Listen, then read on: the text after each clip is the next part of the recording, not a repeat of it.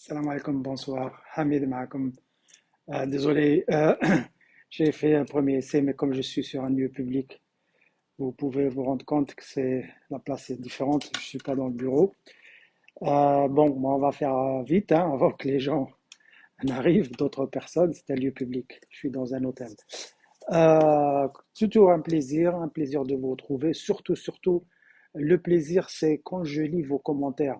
Euh, je vous demande jamais de partager, si vous voulez faire, faites-le, si ça aide toujours, mais le plus important pour moi, c'est vos commentaires. Vos commentaires, qu'ils soient positifs ou négatifs, la plupart du temps, ils sont constructifs.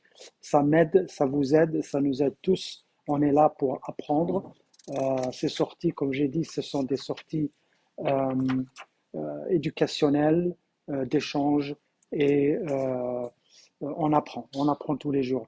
Donc, j'ai parlé un petit peu d'économie ces derniers temps parce que c'est un sujet qui intéresse tout le monde, mais c'est aussi un sujet qui fâche parce que c'est délicat, parce qu'on est frustré, les choses ne marchent pas en dépit de tous les moyens dont dispose le pays. Je ne vais pas revenir sur les constats.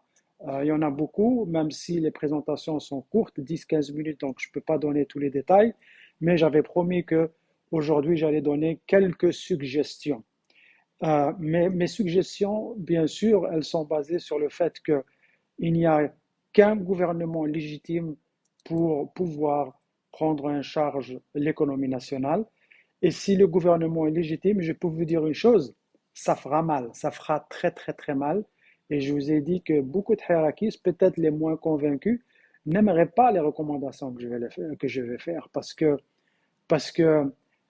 je vais décrire la situation de l'économie algérienne comme ce cancer, la maladie du cancer qui arrive presque à sa phase terminale, où la seule solution, c'est une chimiothérapie. Donc, c'est une solution c'est une solution de choc, hein, mais dont on a besoin. Et on a besoin d'un régime légitime parce que tout le monde fera des sacrifices, tout le monde va payer. Et on va souffrir. On va souffrir, peut-être on va voir la souffrance quand un régime légitime arrivera et commencera à faire les choses comme il faut. Par exemple, le train de vie du gouvernement, de l'État en général, c'est de la folie. C'est de la folie. Il faut réduire les dépenses de l'État. Il faut réduire de manière draconienne, dramatique. Il est inconcevable qu'un ministre il fasse des sorties de terrain avec 10 voitures, des gardes du corps et tout le train-train. Non, non, désolé, un ministre, une voiture, chauffeur, et ça s'arrête là. Même pas un garde du corps. Ils disent qu'il y a la sécurité, donc on n'a pas besoin de garde du corps. Un Wali, maintenant, il a voiture, garde du corps. Non. Wali, tu prends de la voiture et tu conduis toi-même. C'est ça il faut commencer par soi-même. Réduction drastique des dépenses de l'État.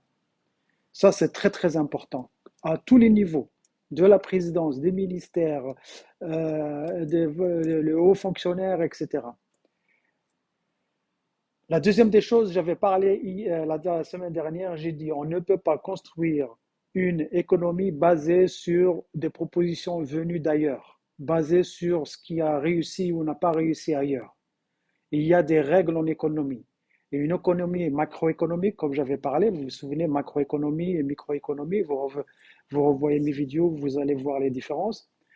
Il te faut un avantage compétitif. Pourquoi il te faut un avantage compétitif? Tu ne peux pas toucher à tout. Tu ne peux pas être bon dans tous les domaines. Il y a un domaine où tu es excellent. Il y a un domaine où tu peux faire compétition internationale. Je ne sais pas quel est le domaine, mais il faut identifier ce domaine. Ça peut être l'agriculture, ça peut être autre chose. Mais il ne faut surtout pas essayer de rivaliser avec d'autres alors que toi, tu es 100 ans derrière, en retard. Tu ne peux pas faire du tourisme balnéaire en Algérie quand tu sais que tes voisins, ils te dépassent par des années-lumière. Il faut être honnête. Et puis, c'est aussi la culture algérienne ne marchera pas avec l'économie, avec le tourisme balnéaire. Donc, il faut trouver cet avantage compétitif. Pourquoi je dis ça? L'avantage compétitif, c'est comme aussi au niveau microéconomique, au niveau du ménage, ou là au niveau d'une petite entreprise. Si vous avez 100 euros et vous voulez investir 100 euros, vous avez mettre les 100 euros pas dans une seule basket, pas dans deux baskets, pas dans trois baskets, mais peut-être avoir une diversité, par exemple 4 à 5 baskets. Et chaque basket, tu mets à peu près 10 à 15 euros et une basket, une parmi les cinq où tu mettras un peu plus parce que c'est là où tu penses que tu as des chances de réussir. C'est la même chose avec l'avantage compétitif. Il faut investir dans un domaine économique sur lequel tu as une grande compétition à ton avantage et après le reste, calculer le budget de l'État basé sur un prix minimum. Il y a un prix minimum, prix maximum et la moyenne du revenu de pétrole, bien sûr. Donc, il faut baser le budget de l'État sur un prix minimum, comme ça, pour ne pas affronter les mauvaises surprises. Il y a une autre chose qui fait très très mal en Algérie. En dépit des lois, soi-disant, des lois, etc., on entend toujours parler des dérogations. Il faut éliminer complètement les dérogations.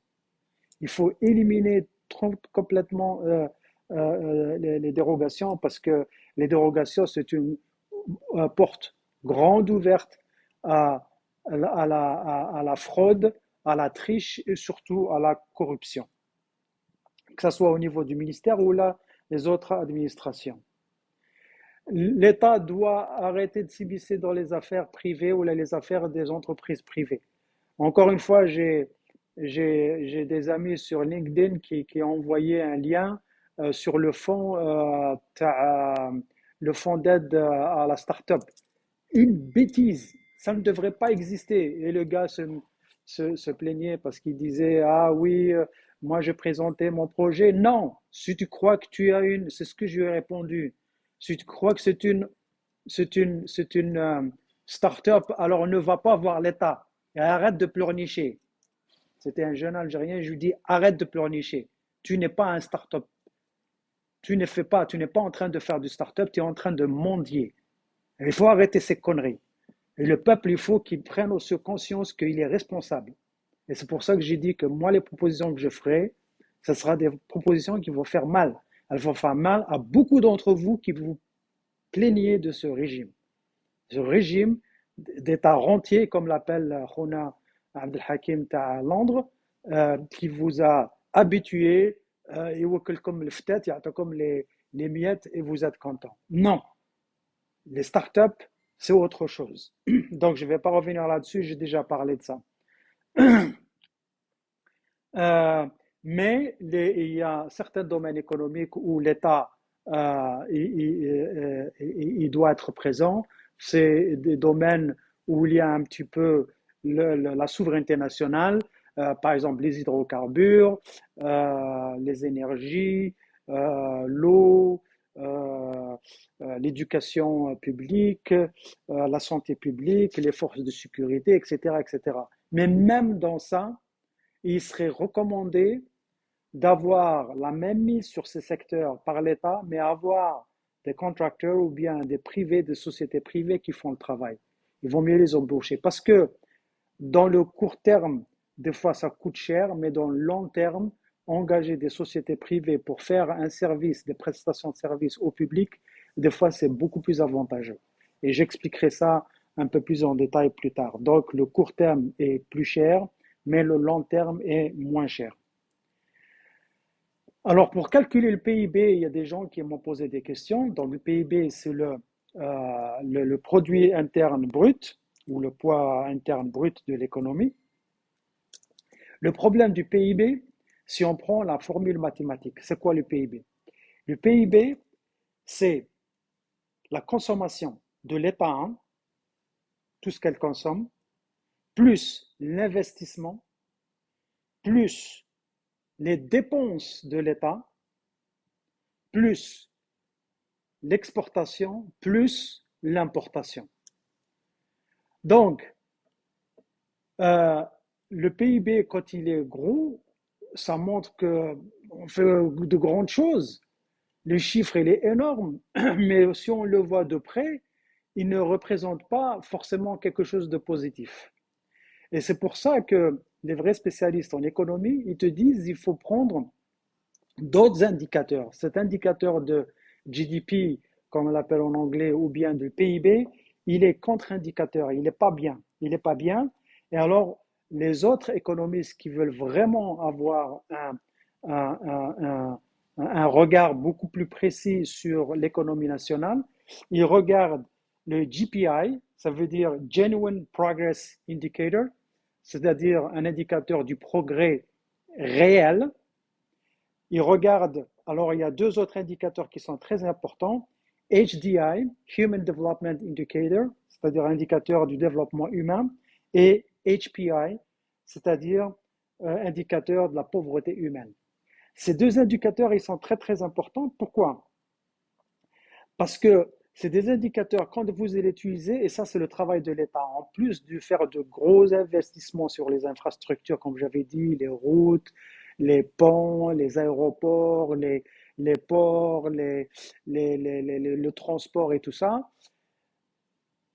ça c'est ce qu'on appelle l'investissement de l'État. J'ai déjà parlé dans la formule. Mais ces indicateurs que je viens d'indiquer, l'autre rôle de l'État, c'est un rôle social. L'État, il joue aussi le rôle social. Et moi, je suis contre, alors absolument, et ça, beaucoup d'entre vous, vous n'allez pas aimer, moi, je suis contre la subvention des produits de première nécessité. Je ne sais pas combien vous payez la baguette maintenant, mais même si le prix que vous payez, c'est un prix qui n'est pas réel et il faudra doubler ou tripler le prix. Il faudra que les gens payent le prix réel. Mais le gouvernement, qu'est-ce qu'il devrait faire? Un gouvernement légitime, il identifiera le seuil de pauvreté et cette frange de population qui est pauvre ou comment dirais-je, qui gagne moins que d'autres. Quand vous identifiez cette population, vous allez sortir des bons de subvention. Et ces bons de subvention, vous allez les distribuer à cette frange de population. Et cette frange de population, quand elle va à faire ses courses, elle va utiliser ces bons. Et c'est grâce à ces bons qu'elle va payer le produit avec de la subvention. Mais avec une grande précision que ce bon ne sont valables que pour les produits de première nécessité. Si tu es pauvre et tu veux t'acheter quelque chose de luxe, je suis désolé. Trouve-toi une solution, mais ce n'est pas l'État qui va te payer parce que l'État, il a l'argent à travers les taxes qu'il déduit des rentrées du reste de la population. Donc, c'est avec ça qu'on pourra ah, alors, Karim Sadidi, 13 dinars en Algérie pour la baguette. C'est pas le prix réel, il faut payer plus que ça pour l'Algérien qui gagne sa vie correctement. Et pour les autres, ils paieront avec les bons de subvention. Et on parlera peut-être des détails, comment avoir les bons de subvention. Il y a aussi le GDH, ça c'est Gross Domestic Happiness. Ça, c'est aussi pour calculer la joie, à quel point les Algériens sont vraiment heureux, le bonheur des Algériens. Et donc, c'est tous ces indicateurs qu'il faut utiliser. Il ne faut pas utiliser seulement le GDP et dire, oh, mais nous avons 170 milliards de dollars. 170 milliards de dollars, ça aussi inclut beaucoup de dépenses, d'importations, c'est compté là-dedans. Donc, c'est des rajouts négatifs et qui gonflent le GDP, enfin le PIB, et du coup ne reflètent pas la santé réelle de l'économie. Autre chose, euh, ils prétendent réduire les dépenses en interdisant les importations et c'est pour ça qu'on a vu les chiffres un petit peu meilleurs. Mais si vous parlez aux investisseurs algériens ou bien aux entrepreneurs, ils vont dire, ben, on n'a plus de matière, on ne peut pas travailler. Il y a beaucoup qui ferment. Pourquoi? Parce que on n'importe plus les machines, les produits, par exemple, les intrants, comme on les appelle. Et bien sûr, vous allez montrer que les chiffres ils sont meilleurs, Mais en réalité, ça a un effet négatif sur l'économie au lieu de réduire les dépenses de l'État, comme je l'ai présenté au début. Et croyez-moi, si on réduisait les dépenses de l'État, et bien sûr, ils ne le feront pas parce qu'ils deviennent tous ministres pour qu'ils puissent avoir une belle vie. Alors qu'un vrai ministre en Europe, ici, il conduit sa propre voiture. Euh, donc, c'est ça la différence. Il faut réduire aussi le ministère. Le ministère, le gouvernement algérien, on a à peu près 25, 34 ou la 35 ministères. Qu'est-ce qu'ils font, tous ces ministères? Il faut réduire ces, ces, ces, ces- ces- le budget de l'État, il est incroyable. Aussi, revoir la pension chômage. Vous voyez, j'ai dit que vous n'allez pas être content, ceux qui touchent les pensions au chômage. C'est pas comme ça, hein. La pension au chômage, elle est calculée, basée sur ce que vous avez contribué. En plus de ça, vous le faites que pendant 9 mois de chômage. Bon, je vous dis comment ça se passe aux États-Unis ou bien en Europe, je pense que c'est la même chose.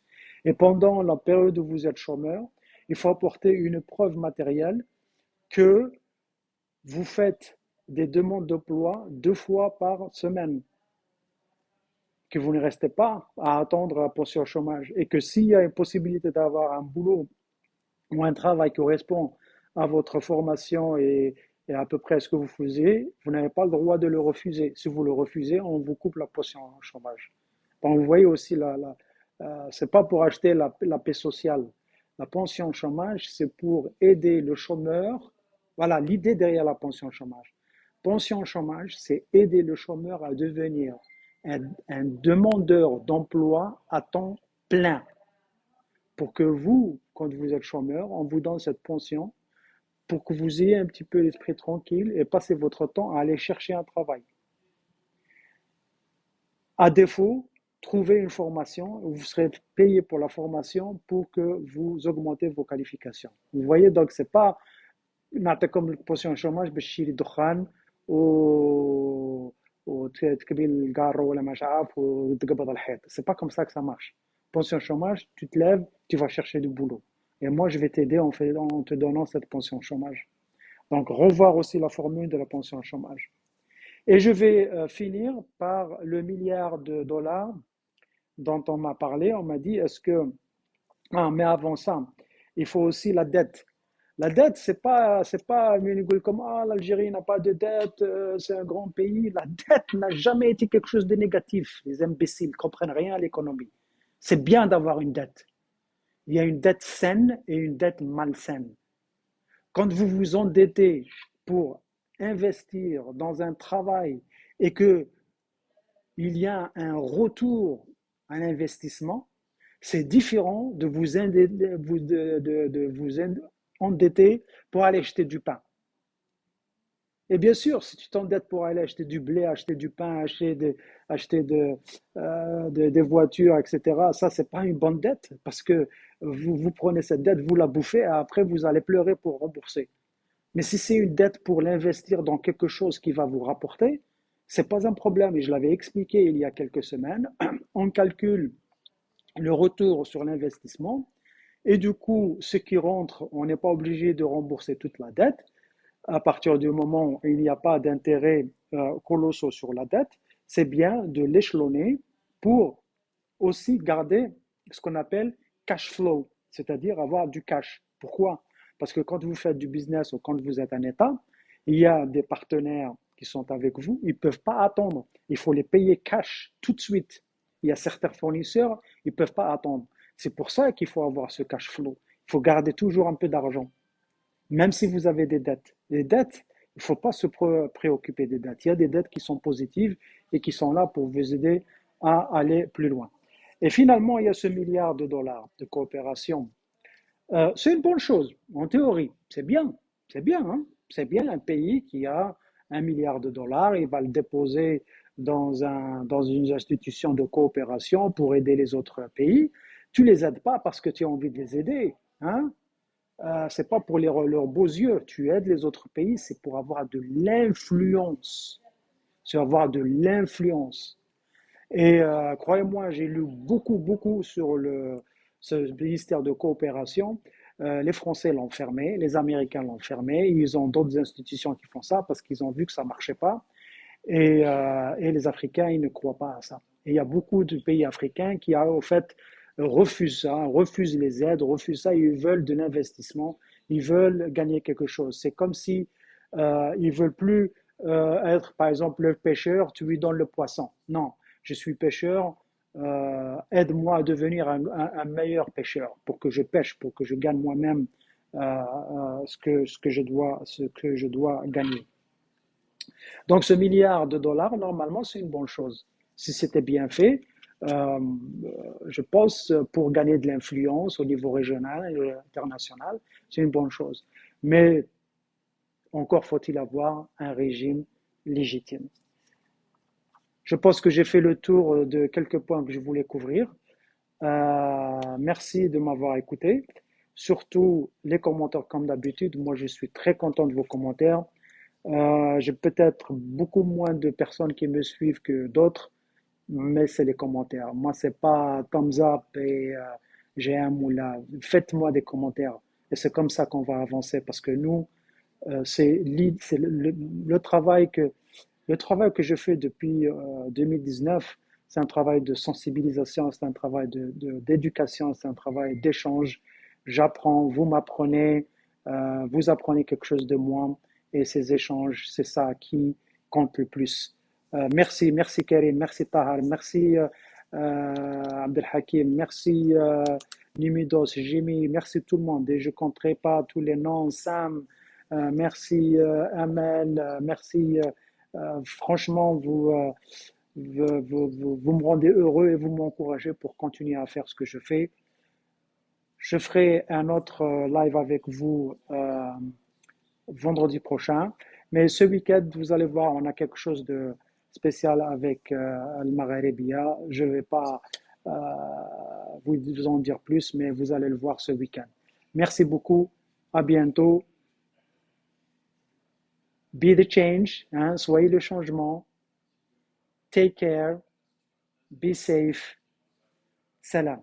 Bye bye.